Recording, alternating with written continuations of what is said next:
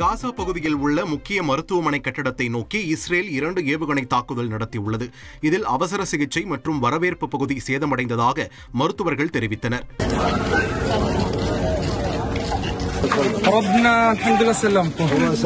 இதனிடையே ஏவுகணை தாக்குதல் குறித்து முன்கூட்டியே தகவல் கிடைத்த நிலையில் நோயாளிகள் அனைவரும் அவசரமாக வெளியேற்றப்பட்டனர். இந்த தாக்குதல் குறித்து இஸ்ரேல் கருத்து தெரிவிக்கவில்லை.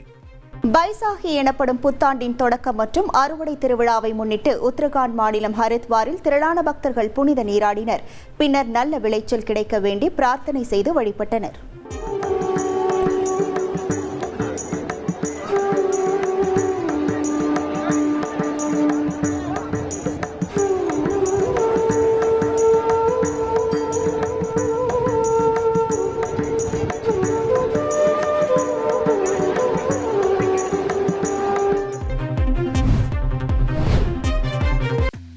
ஏய் கங்க்ராட்ஸ்.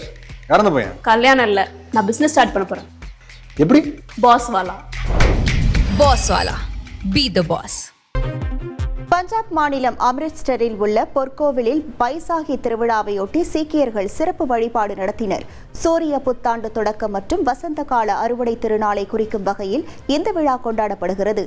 இதையொட்டி சீக்கியர்கள் புனித நீராடி வழிபாடு நடத்தினர்.